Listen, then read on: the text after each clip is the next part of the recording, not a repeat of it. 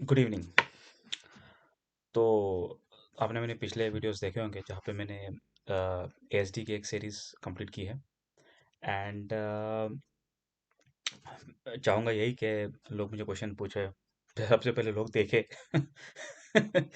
तो देखने के बाद आई मीन जो जिनको ज़रूरत है उन तक ये पहुँचे, और ताकि वो देखे और ये करे। तो आजकल क्या हो गया कि यूट्यूब पे तो नहीं, मतलब ज्ञान बांटना तो आपको तो पता है। हमारे यहाँ पे ज्ञान बांटने का सिलसिला बहुत पुराना है भारतवर्ष में। विश्वगुरु थे हम कभी, तभी हम असली ज्ञान बांटते थे। आजकल हम ज्ञान ही बांटते हैं, असली नहीं है, नकली नहीं होता, लेकिन थोड़ा बहुत असली भी होता है उसमें।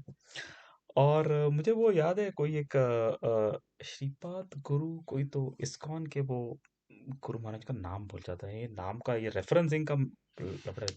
उन्होंने कहा था कि क्या वो कोई गुरु क्या कमा रहे हैं, मतलब check your profession, change your profession now. तो इसी श्रृंखला को लेते हुए, या इसी इसी ज्ञान को पकड़ते हुए, मैंने सोचा चलो मैं भी ज्ञान दे देता हूँ। वैसे भी ज्ञान देने में जाता क्या है, लेने वाला होना चाहिए। और कोशिश करोगे तो लेने वाले भी मिल जाते हैं।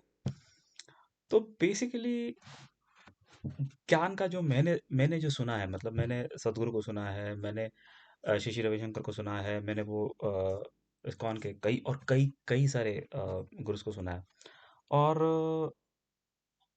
और मतलब बहुत सारे, मतलब चीज़ों को पढ़ा है। मतलब अगेन, आप ये मत पकड़ना कि तुम बहुत पढ़ा, मतलब मैंने कुछ कोई पुराण का स्टडीज़ किए हैं वगैरह वगैरह।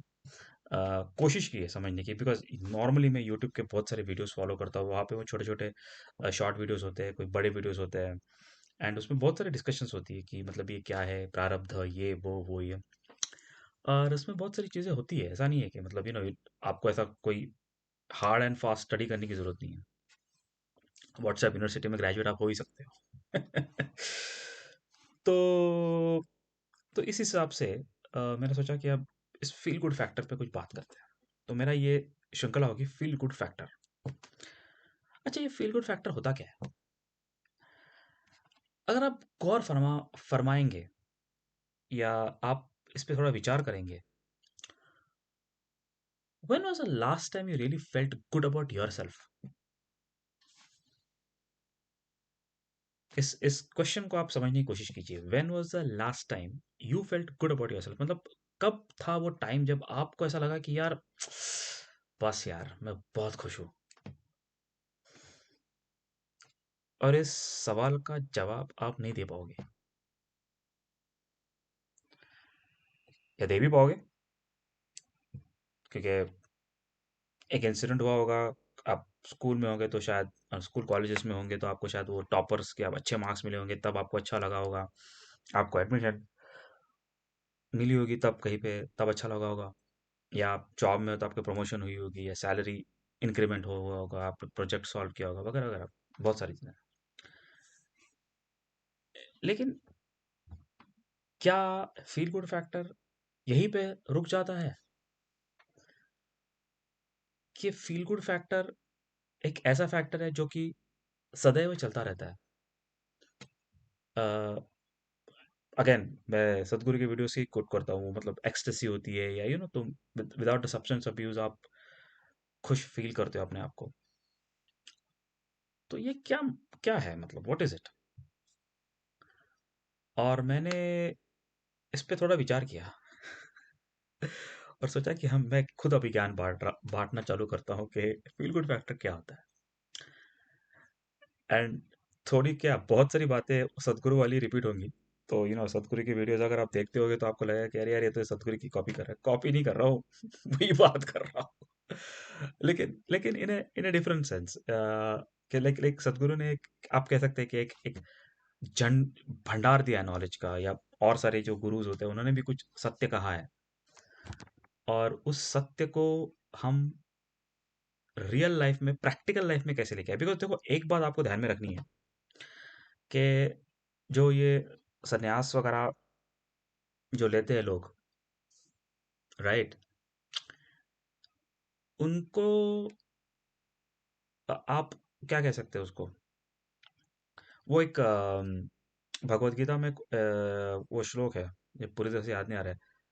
कर्मण्यवाधिकारस्ते माँ फलेषु कदाचन माँ कर्मफल हेतुर्भुर्माते संगोस्तव अकर्मणि। अकर्मणि जो कॉन्सेप्ट है ना, अगेन पकड़ना मत हाँ।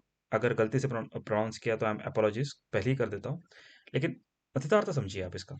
अकर्मणि जो है, जो जहां तक मैं समझता हूँ, मतलब जहां पे आप इनएक्शन करना भी सही नहीं है। तो बहुत से वक्त जो संन्यास लेने वाले लोग होते हैं, उनका एक कॉन्सेप्ट अलग होता है वर्सेस जो सांसारिक लोग होते हैं। हम अपने आप को सांसारिक लोग कह सकते हैं, बिकॉज हम सुबह उठते हैं, जॉब का टेंशन होता है, जॉब करते हैं, इसको गाली मारते हैं, उसको ये किया वो, अरे वो मैनेजर ऐसा है वैसा है सब कुछ, इसके बाद किए, खाना पीना खाया, घर पे आ गए, टीवी देखा, खाना खा के सो गए।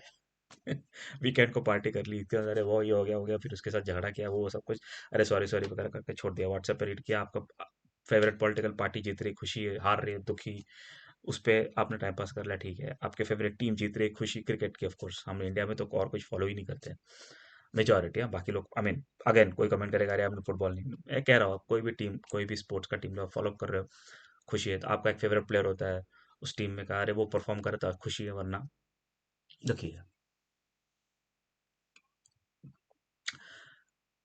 But is that the feel good factor?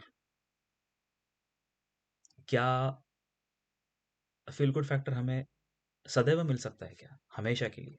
जिस तरीके से जो गुरु, जो सन्यासी होते हैं वो बोलते हैं कि ये ऐसा है, ये वैसा है। एक तो आपको एक समझना पड़ेगा बात, और ये दुर्भाग्यपूर्ण बात है कि हमारे यहाँ पे मेरे ख्याल से कुछ 100 प्लस, अभी 120 या 108 कुछ उपनिषद, 120 है मेरे ख्याल से उपनिषद से, जिसमें कोई कहते हैं सबसे छोटा मांडुक्य उपनिषद है, और बहुत सारे वो 4 वेद है। और मेरे ख्याल से ओक करके कोई तो भी एक पर्सनालिटी है, गिरीश ओक क्या पता नहीं, उन्होंने सब वो महाभारत की टाइमिंग्स वगैरह निकाल के रखी है, काफ़ी अच्छे तरह से काफ़ी डीप स्टडी किया। तो उनका एक वीडियो था, तो मैंने उन पे कमेंट भी किया था कि यार आप इस समझा दो वेद वेद हमको, क्योंकि हम तो गृहस्थ, हमारा जो गृहस्थाश्रम में अटक चुके हैं, वो तो थोड़ी ना वाम और वानप्रस्थाश्रम करने वाले हैं, या ब्रह्मचारी आश्रम का तो हमें 2 into 2 4 करते में चला गया।